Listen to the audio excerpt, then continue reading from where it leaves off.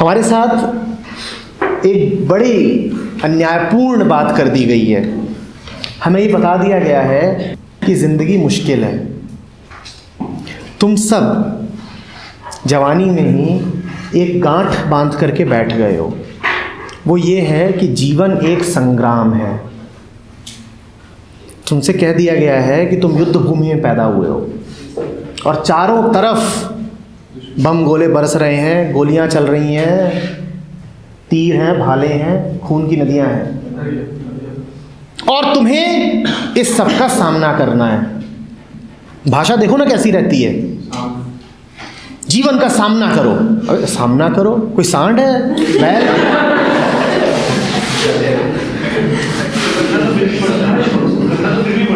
करना नहीं पड़ता है, तुम उसको ऐसा बना देते हो जैसे कि कोई साधारण सी चीज हो और तुम उस पर बिल्कुल दो सींग लगा दो, उसके दांत उगा दो और फिर कहो बाप रे डर गया। जैसे इसी कमरे में ये दीवार है, तुम जाओ और इस पे पहले तो एक खौफनाक भूतनी बनाओ और फिर उसको देख के खुद ही डर जाओ और यही रोना शुरू कर दो। तो जिंदगी कितनी भयानक है। जिंदगी भयानक है, तुमने बनाई है। और ये बात हम भूल चुके हैं कि जिंदगी को भयानक हम ही ने बना लिया है। उसमें कुछ है ही नहीं भयानक, पर बड़े बड़े आते हैं, वो नसीहत भी क्या देते हैं। The future is very challenging and you must face all the challenges of the future. और तुम कहते हो वाह, ये चाहता है कि हम तरक्की करें और तुम ये नहीं देख रहे हो कि वो तुम्हारे दिमाग में जहर भर रहा है, मोटिवेशन दे रहा है। हाँ लगता यही है। क्या मोटिवेशन? अब मैं जिंदगी का सामना करूंगा। बंदूक लाना जरा और फायर मार रहा है हवा में। भाई उत्साह बढ़ गया है ना, कुछ तो करना पड़ेगा। कभी देखना अपने आप को, जब उत्साह बहुत बढ़ता है तो क्या करते हो।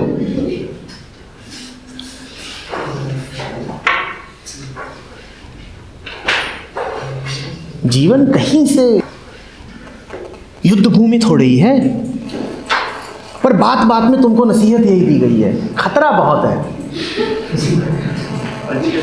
बच के रहना, फूक फूक के कदम रखना, घर से बाहर मत निकलना। नतीजा ये हुआ है कि कदम उदम तो कहीं नहीं रखे आते, फूक बहुत है जीवन में। देखो ना, फूक ही जा रहा है।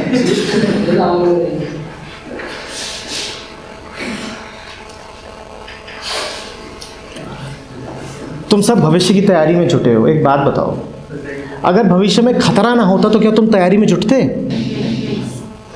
तुम सब भविष्य से आशंकित हो।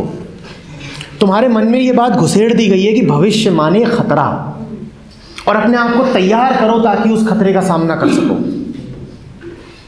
तुम खतरा ना बोलो, तुम चुनौती बोल लो, पर चुनौती भी तो बात एक ही है। लगातार तैयारी में जुटे हो, खतरा कुछ आ रहा है। और अगर तुम लड़की हो तब तो पूछो मत, घर से बाहर मत निकलना, लकड़बग घेर, चमगादड़, तिलचट्टे, पता नहीं क्या क्या घूम रहा है। और जो भी घूम रहा है वो रात को 8 बजे के बाद ज्यादा घूमता है।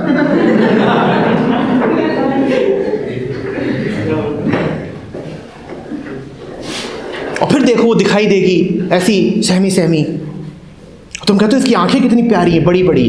अरे वो प्यार में नहीं बड़ी हो गई, वो सहम के इतनी बड़ी हो गई।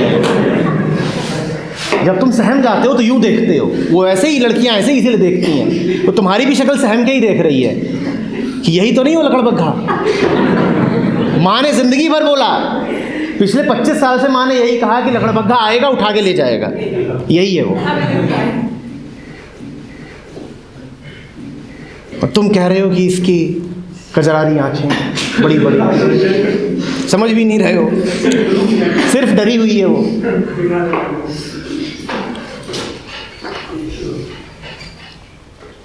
गब्बर सिंह को ही पता था ना ये बात। तो यहाँ से 50-50 कोस दूर जब बच्चा रोता है तो माँ कहती है सो जा, नहीं तो।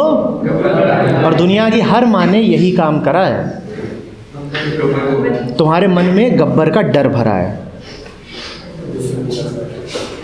माओ को गब्बर से कुछ विशेष आकर्षण है।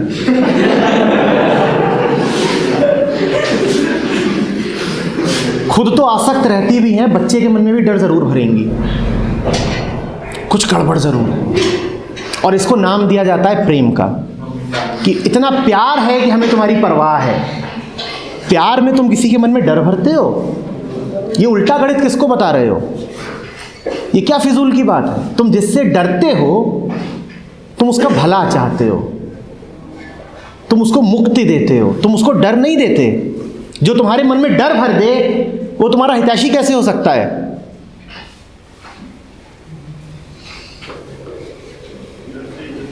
दुश्मन है, और इस बात को पहचान लो अच्छे से, जो दुश्मन प्रकट हो वो कम खतरनाक होगा। जो दोस्त की शक्ल लेके बैठा हो उससे बचना मुश्किल है।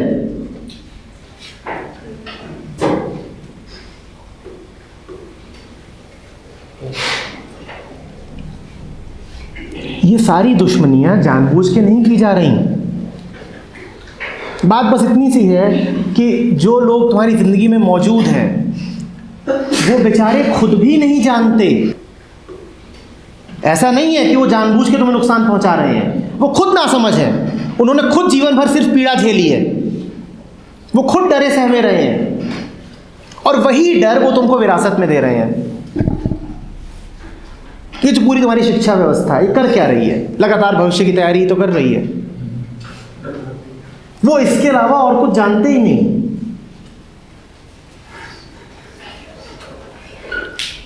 लगातार तुमको बाहर की चीजों की जानकारी दे रही है। तुम्हारी तो किस्मत है कि तुमको HIDP मिल गया, नहीं तो दुनिया भर की व्यवस्था में ऐसी कोई शिक्षा नहीं है जो तुम्हारा परिचय तुमसे कराती हो। नासमझ लोग हैं जिन्होंने ये सब करिकुलम लिख दिए हैं, और उन्होंने बस इतना करा है कि दुनिया भर की जानकारी से तुम्हारा सर भर दें। इसके बारे में जान लो, उसके बारे में जान लो, ये टेक्नोलॉजी, वो इतिहास, ये सब भर जाए तुम्हारे दिमाग में। बस ये ना तुम्हें पता चले कि तुम कौन हो। ये बात तुम्हें नहीं पता चलनी चाहिए। इस बात से सब डरे हुए हैं कि कहीं ये राज ना खुल जाए कि ये कौन है, ये मत बताना। तो इसीलिए शिक्षा में इसके लिए जगह ही नहीं रखी गई।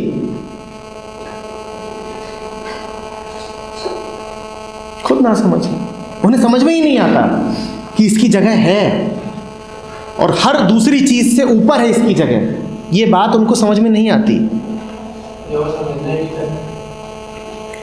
कह सकते हो, पर जो ना समझ होगा वही नहीं समझना चाहेगा।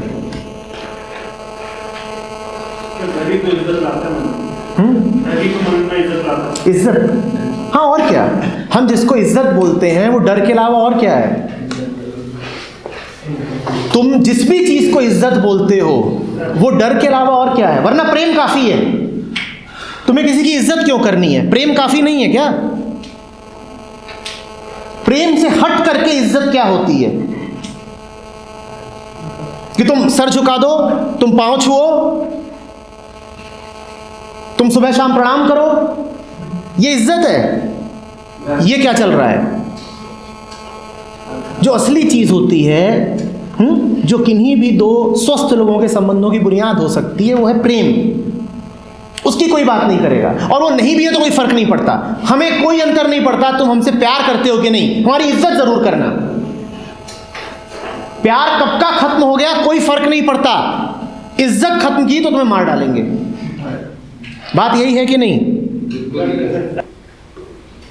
प्यार खत्म हुआ, और प्यार तो कब का खत्म हो चुका। ठीक, पर इज्जत होनी चाहिए, और ऐसे तुम्हें बहुत लोग मिलेंगे। हमें बुरा ही नहीं लगता। इतने डल हो गए हैं कि हमें ये अंतर ही नहीं पड़ता कि प्रेम है कि नहीं। पर अहंकार इतना बड़ा है कि इस बात से बहुत फर्क पड़ता है कि इज्जत है कि नहीं। जो असली आदमी होगा वो रो पड़ेगा अगर प्रेम नहीं पाएगा। जो नकली आदमी होता है उसे सिर्फ इज्जत चाहिए। असली आदमी इज्जत की नहीं परवाह करेगा। वो कहेगा ले लो इज्जत, 2 कौड़ी की होती है, इसमें रखा क्या है, छी।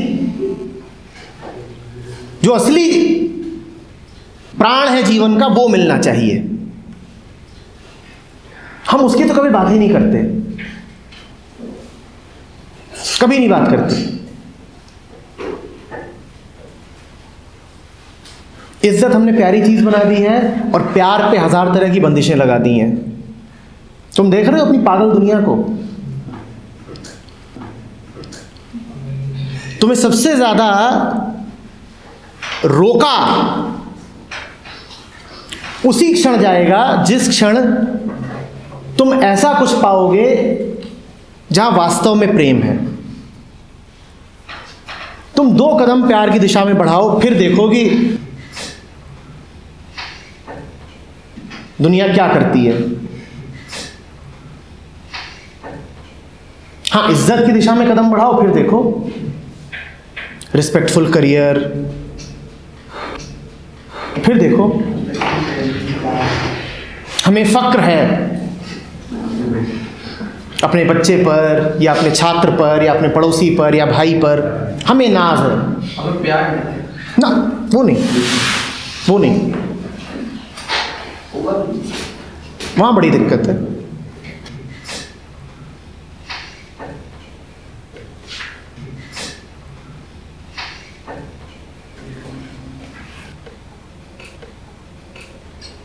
ये सारी बातें, जैसे कहा ना, पूरी जो कोडिंग हुई है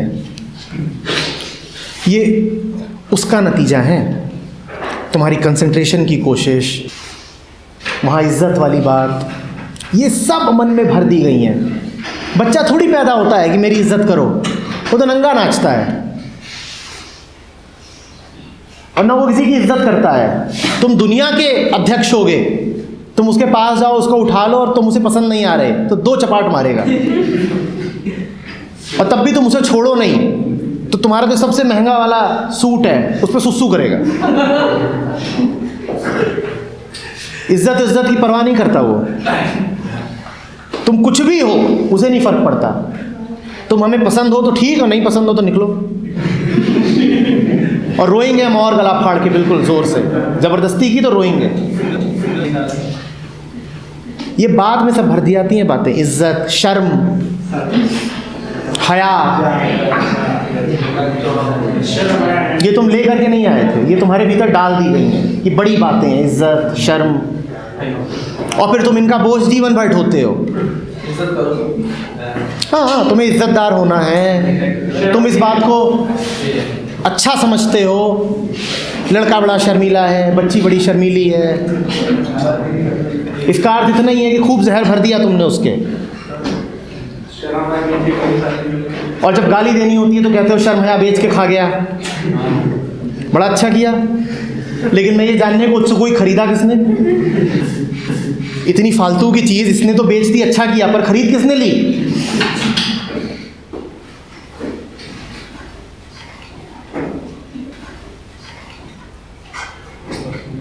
फिर इसी शर्म के साथ मन में एक चीज़ पैदा होती है, गिल्ट, ग्लानि।